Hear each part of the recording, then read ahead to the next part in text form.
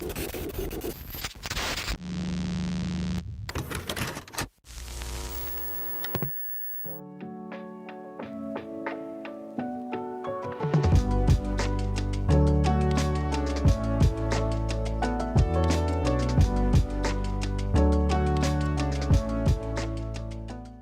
morning, Gameweek 7 then. Only one place to start, it's got to be the Etihad, where I bought a dud, haven't I, in Haaland? What's going on? 2 successive blanks, only the 4th time he's done that in his Man City career. 0.34 XGI on the day, he only had 4 shots, was kept quiet. City scored 3 goals. Again, he's only blanked twice when City have scored 3 goals, when he started, and one of those he went off at half time.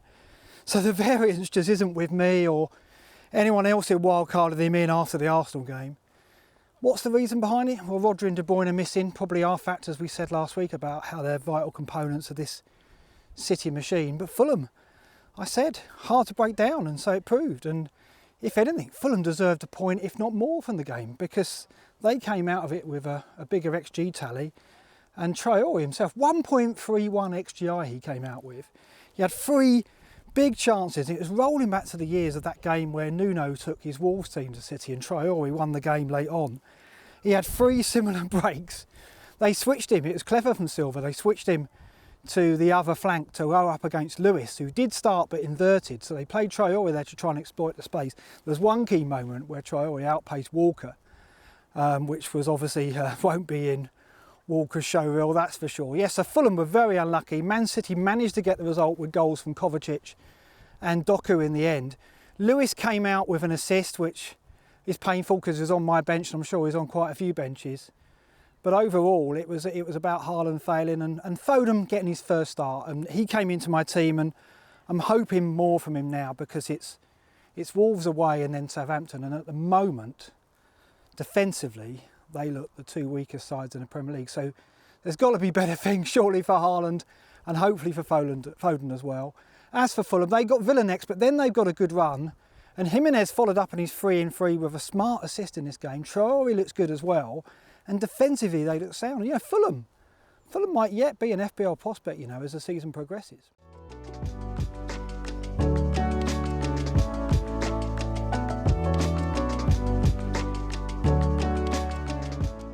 I did a shout out to Saka to raise his game, give us a big score, and goes and does it, doesn't he? Of course he does it when I had him vice captain, not captain.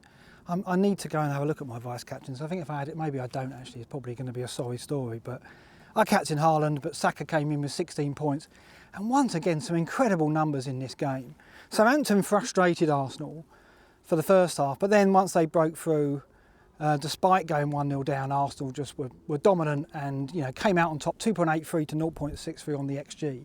A plucky display from Southampton, but defensively, again, they were exposed. And Saka and Havertz in particular were standouts yet again. Havertz came out with another goal, 7 shots, 0.8 XGI on the day. He's scored in his last 5 home games now, 13 in 21 Premier League starts. He's got 25 shots now, second only to Haaland amongst forwards. And the same number of big chances as well. As for Saka, I mean, incredible. 7 shots and 7 chances created. 1.24 XGI out of the game. He's now created 27 chances, more than any other player in the Premier League. He's creating a chance every 21 minutes at the moment. He's got 7 assists already. He's just been, you know, in extraordinary form without really delivering that big score until this week, typically. But it's good to see. Again, it's great. We saw Palmer last week. We saw Saka this week. Perhaps Salah needs another big score. It's all beginning to spice it up, particularly obviously with Haaland regressing to 2 blanks. We expected the regression. And I guess we expected a big score from Saka eventually, given the numbers he was putting up. As for Southampton, Diblin was impressive again. Made some good runs, had some chances. Archer got his first goal. For them, maybe that's a confidence boost for him as a budget striker for us. Ironically, he had to come on to replace the injured Stewart, who got his first start of the Premier League campaign. So maybe there's some budget attacking options still in that Southampton team with Diblin and Archer, maybe Stewart. But it's all about Arsenal. It's all about Havertz and Saka, of course. Trossard and Martinelli were benched. So we've got to note that after the European games, Arteta is going to rotate and rest. But those 2 players, Saka and Havertz, look untouchable, don't they?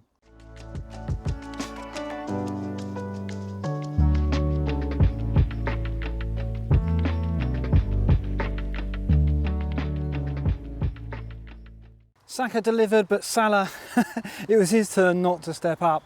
Kept very quiet at Selhurst Park in the 1-0 win against Crystal Palace. Recorded just 0.23 XGI. Really didn't affect the game. Played a lot out wide, but it was Gakpo on the other side who seemed more effective, more influential. Team changes from slot. This is interesting because obviously after European matches, it's something to look out for. He made 4 changes in total. It was Diaz dropped to the bench. Well, they dropped, rotated to the bench. Came on the second half. He replaced Salah on 73 minutes. First time I think Salah's been replaced that early in a Premier League game this season. So that might be something to look for after Europe as well. Diaz got on but couldn't affect the game in the final quarter. Jota came back into the side for Darwin. No surprise there, you'd expect. It was Jota who got the winning goal from the Gakpo assist.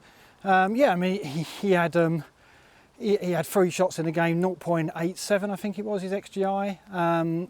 Other than that, it was Szoboszlai also rotated to the bench. I think there was talk of some injury. He came on in the second half because McAllister picked up an injury. I guess the other player to note is Trent got 2 bonus out of the game, came out of the game with, 0.54 XGI in total.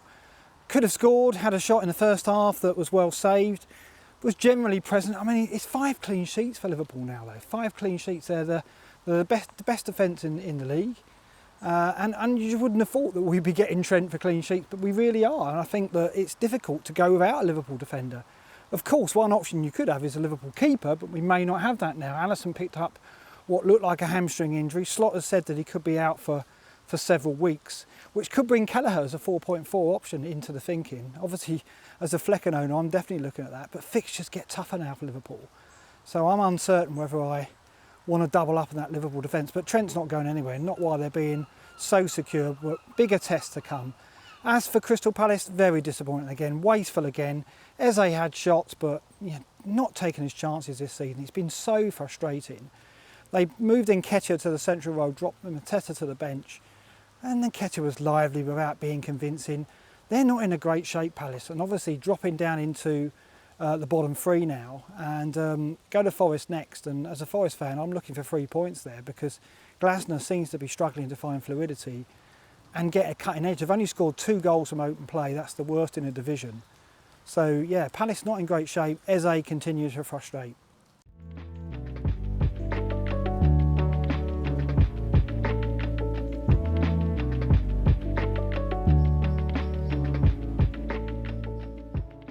Brentford 5, Wolves 3. Extraordinary game this, like a basketball game for most of it.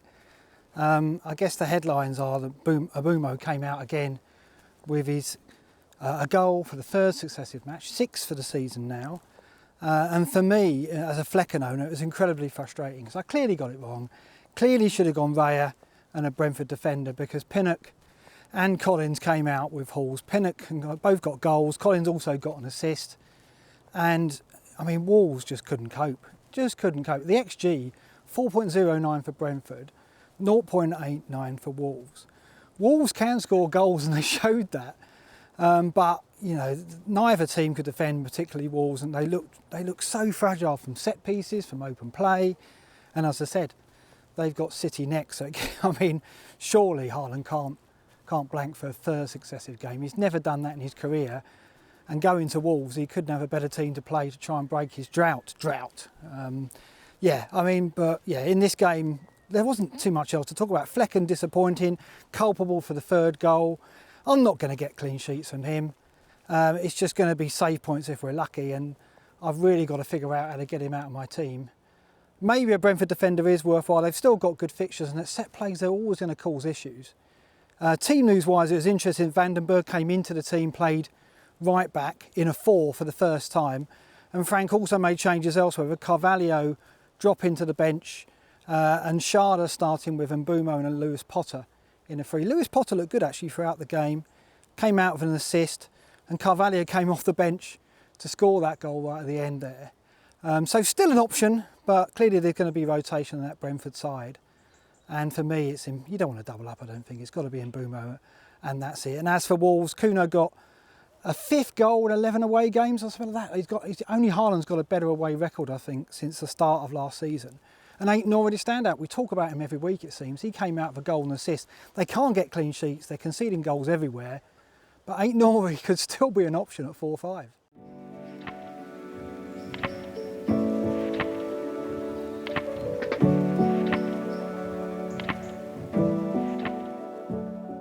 West Ham 4, Ipswich 1, a much needed 3 points for Lopetegui, who was really clinging to his job before this.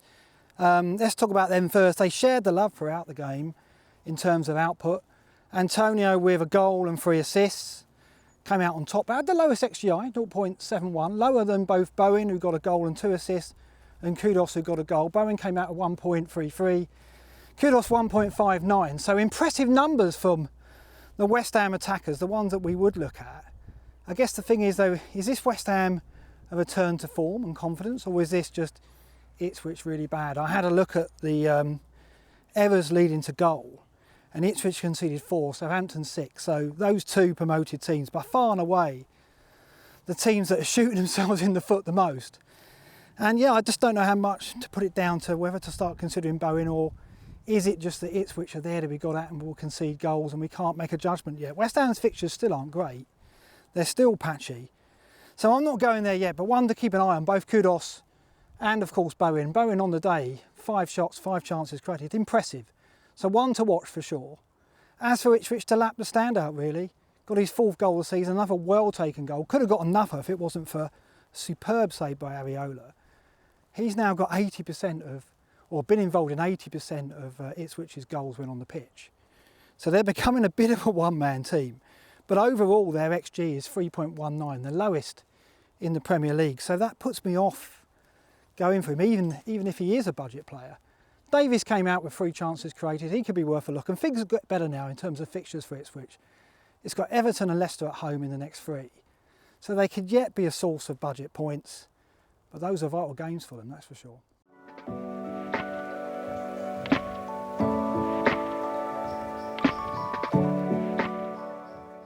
Leicester became the first promoted side to get a victory thanks to Buonanotte's well-taken goal. He had 3 shots and 1 chance created in the game. He's now got 2 goals and 2 assists over the season.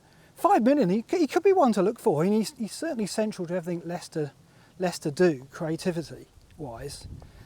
But really it was about Bournemouth missing their chances. Disappointing from a Semenyo owner's perspective, but a valuable 3 points for Leicester. Final game was Everton 0, Newcastle, and not too much to talk about here. Taylor 2 penalties. Gordon having 2 shots including the penalty. Came out of the game with 0.32 XGI. Pickford the 15-point haul thanks to the save. Other than that, it was just Calvert-Lewin was disappointing.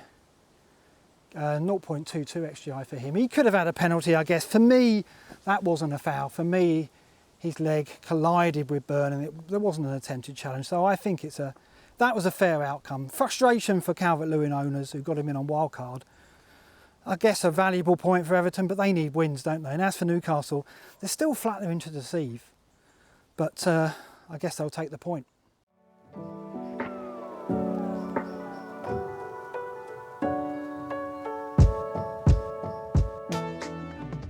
That's it for me for today. I've got 2 players in today's matches. Rodgers playing Man United and Solanke at Brighton. I'm hopeful for some more points. It's gone okay so far, 48 points, that's all right, I'll take that. But I'm nervous going in today. I sold Watkins for Solanke. Yeah, I know. I just think Solanke's fixtures are better. I think Tottenham are better attacking side. And it's the ex-mins of Watkins as well, which are ran about. So that's going to be tense watching Watkins against United. Hopefully Rodgers outscores him. And then of course Palmer against my team Forest. I'll be watching that game and very, very anxious about the damage that Palmer can do. Let's hope he doesn't have another major haul. I'm hopeful that Forest will be able to keep it tighter than Brighton, that's for sure. I'll catch you after those games. See you tomorrow.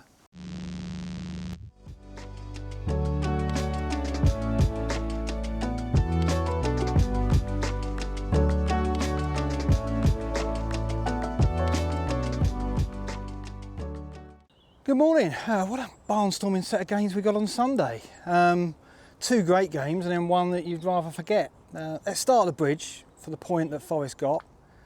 Very happy with that. Great game for the neutral. Plenty of action, certainly in the stoppage time. It was nail biting. We were watching Cole Palmer, of course, and he was kept quiet by Forest in the first half. I thought we did well. Tucked in Anderson, and Moreno handled him pretty well out there with Madueke. Then the second half, he really did come into it. Came out of the game with the assist for Madueke's goal. Just a nice simple pass, and the winger did the hard work with the low shot. But he got 6 chances created, 6 shots. He had that chance in the second half, which Sells kept out with a double save. So my heart was in my mouth for a period there. He could have easily come out with another haul. As it is, just a small return, but his XGI 0.49 puts him to the top amongst midfielders now. And watching the game as I did, there's no question that I want him. He's so central. He's a bit like Saka, but with a higher ceiling. Like, everything comes through him. So everything is about Palmer that Chelsea create. But of course we know he can get those big hauls. So like I say, it's Saka with the high ceiling, and when the fixtures improve, there's no question I want him. But that's game week 12. I mean, now they've got Liverpool away next, who are the best defence in the league, Newcastle at home, who can put on performance, and then United and Arsenal. So I'm at ease not having Palmer at the moment, because those fixtures would mean I think his returns will be capped slightly. He is an elite player, he's capable of doing it against anyone. And what I saw on Sunday did worry me, but I still think that I can go without him and perhaps stick with someone like Foden over this run, given the fixtures are much more in his favour. Elsewhere for Chelsea, Madueke got 7 shots, 20 touches in the box. That was his 4th goal of the season, his first goal since the hat-trick on day 1 against Wolves, or game week 2 against Wolves, I should say. He impressed, but he got a lot of space because Forest were looking after Palmer. And that might be a trend. That might be a trend now to look out for on that side, in that Palmer's going to be targeted and looked after. Sorry, I'm in a maze here. I'm going round and round. Going to be looked after, and that's going to give Madueke space on that wing. That could be something to look for. That could be a trend that we see now. But he was impressive. Jackson less so, only 1 shot for 0.54. Missed that opportunity. The other standout for Chelsea was definitely Sanchez, who I thought could have lost his place. After the 2 errors in the previous game against Brighton, but made some fantastic saves in this, including one at the death from Jota Silva that I thought was in. So Sanchez redeemed himself with this match, made 8 saves overall. And then Sells in the opposite goal was also outstanding, made 7 saves. Neither of them came out of any bonus because of goals conceded, I guess. And they ought to do something about that, as posted about it, and he's right. They should have really got bonus for those performances, because both the goalkeepers affected the outcome of that game, there's no question.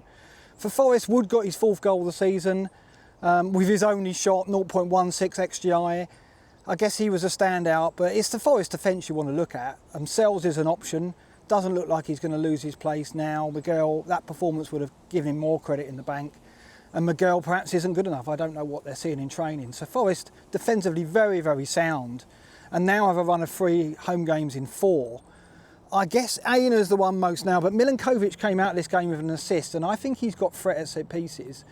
Aerial duels wise, for defenders that have had 20 or more aerial duels, he's 3rd to O'Shea and Konate. So very, very strong in the air, and with Ward-Prowse on set pieces, that's always going to be a danger. But of course, Ward-Prowse got a suspension after the handball, the double booking. Let's go on to Brighton now. Brighton versus Spurs, another really, really entertaining game, because Spurs just went ahead at a canter in the first half. Johnson with his 6th goal in 6 games, came out with 3 shots and a 0.70 XGI. And impressive again. You've got to say, he took his goal so well, and he looks like a great asset if we've got space in that midfield. No question, Spurs have the fixtures now to exploit and get more points, and I think Johnson's probably the standout. Maddison's there again, came out with the goal, and he's up there for XGI amongst midfielders. I think he's 4th now overall, but I prefer Johnson for the goal threat, and obviously he's cheaper. Solanke's a concern. Only got the 1 shot in the entire game, and that's not enough. You want to be, want more from him. Did get the assist, but I'm just worried about his role in that team.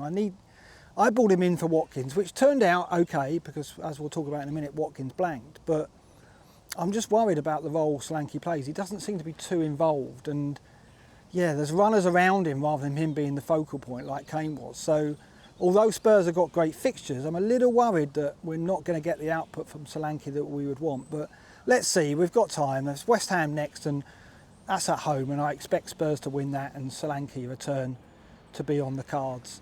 As for Brighton, Matoma was a standout, no doubt, and he has been all season. He came out of the game with 0.31 XGI, 3 shots and 3 chances created. Yeah, he is their focal point, he is their talisman, lots coming through him, and that's the source of their danger. Ruta stood out as well, got the goal, got the assist, 11 points, 0.33 XGI. I guess he's only in the team though while João Pedro is injured, and we don't yet know how long that injury is for, but we think it could be mid-term at least. 5.5, I just think Matoma's the better bet. Welbeck up front as well at 5.8 is worth a look. 3 shots in the game, 1.15. He's got 4 goals this season as well. The thing is with Brighton, Matoma, Welbeck, whatever, is the fixtures. It's Newcastle, Liverpool, City in the next 4. Yeah, I just don't think we're going to look at Brighton. There's other attractions for me.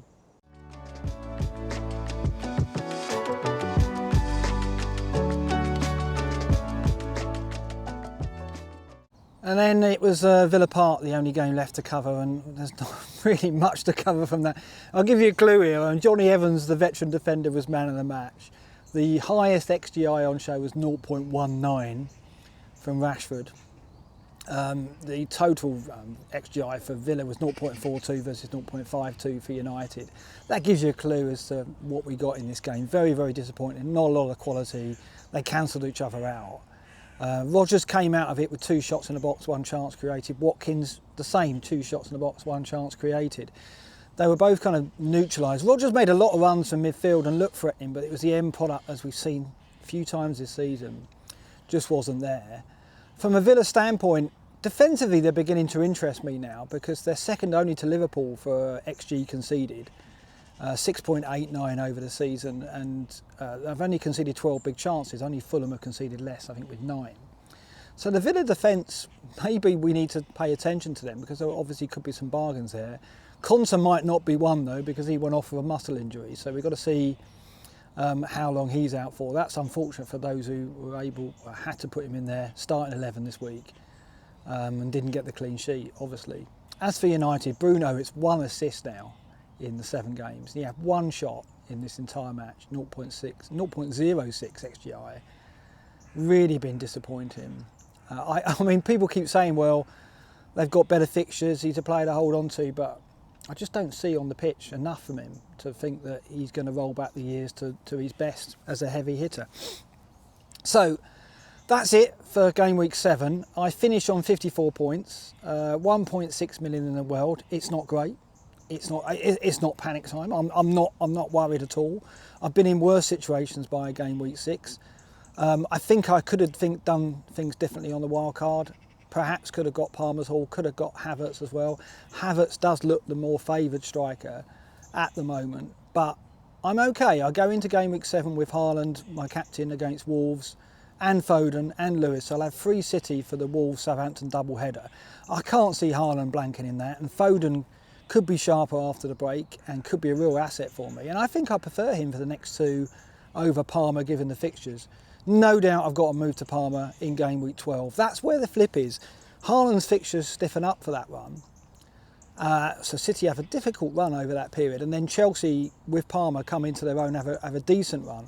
So I think this is a season where we're going to be swapping heavy hitters quite often according to fixtures, targeting the promoted teams, perhaps targeting the likes of Everton and West Ham defences, and I'm here for that. I think that's going to be a good challenge. So although my season hasn't started brilliantly, 1.6 million, what I've seen from the assets and the output makes me think this could be a really interesting season where the template is broken up somewhat and we are chopping and changing heavy hitters according to fixtures, and that sounds like a challenge.